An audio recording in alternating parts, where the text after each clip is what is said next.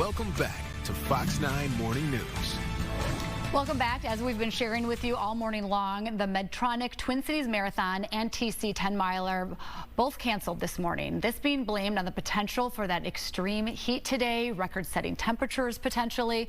A lot of people impacted, about 300,000 people in fact. That includes runners, volunteers, spectators who plan to go line the streets between Minneapolis and St. Paul for that 26.2 mile run and cheering people on.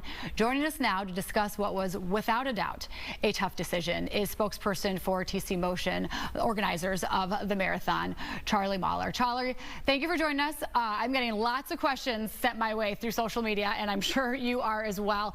Talk to us just about how this unfolded, because we know earlier in the week when it was this red flag alert, you started talking about runners needing to prepare themselves.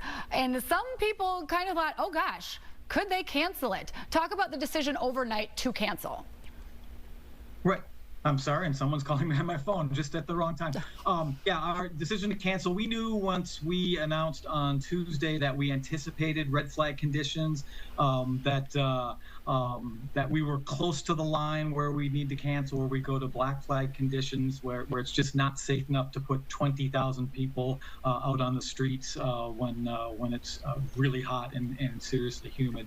So we were tracking things all week. Our medical team, our operations team, the community resources that we call on, the various state or county, state, city agencies, tried to ramp things up. We thought we had the resources to put on a safe race as long as the weather cooperated just a little bit. And then when things spiked up in the forecast overnight, we just tipped over that line and we went from red to black. And with 20,000 people sort of in our hands, their safety, we just were not willing to take that risk.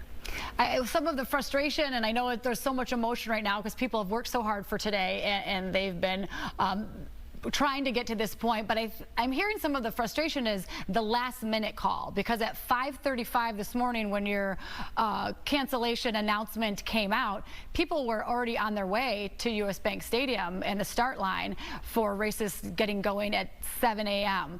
So what changed? Why so last minute? Do you consult your own meteorologist, or are you looking at local forecasters? How does that work, and what was the reason for the last minute cancellation?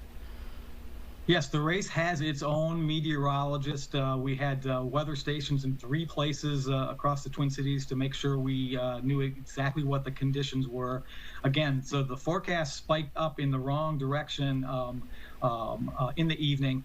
And I mean, we had messaged to people that they would hear from us by 5:30 this morning, and we took as much time as we did to do everything we could to try to run the race.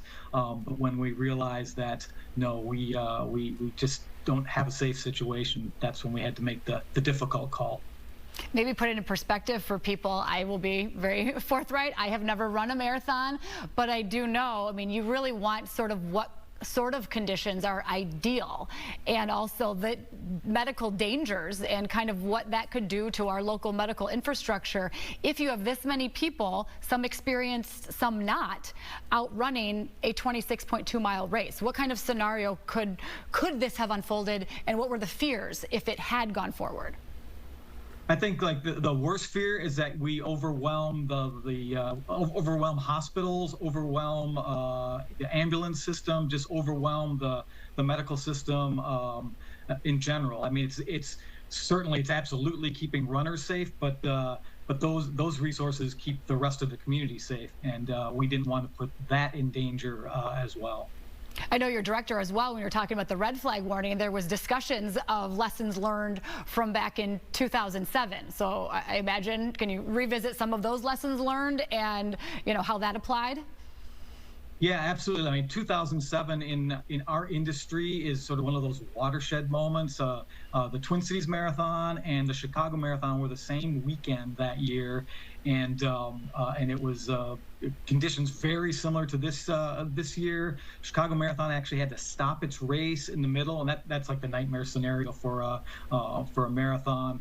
So a lot of safety procedures ramped up, and part of that is what people saw in the lead up to today. The messaging we did, our medical directors giving people advice about, how to assess their situation, how to hydrate, what to wear, how to slow down. But even with all that, even with the health and safety community stepping up in a huge way for us for the race, especially in this last week when they saw that things would be difficult. Even with all that, we realized, no, it's not safe, and we weren't going to take that chance. And real quickly, some of the other questions that I'm getting on social media, people wondering about the entrance fees. Will they get a refund? Could this be rescheduled?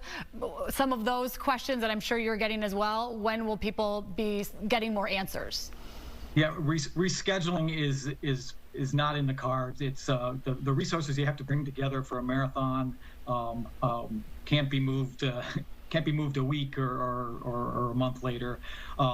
And as far as credits or refunds, as we message when we canceled, we'll let participants know where things are with that by the end of the day, Thursday. We've got all the structure. We've got 26 miles of marathon to clean up and a finish line to clean up. So we need to focus on that now. Focus on getting people reunited with their gear check bags and things like that. And then we'll turn to what we can do for them in the longer term. All right, Charlie, we appreciate your time. Thank you. I know it's a disappointing day, really, from the organizers, the top down, the volunteers, the spectators. So thank you for talking with us, and we'll look for more answers to those many questions through your various outlets. Thanks for having me on. Thanks, Charlie.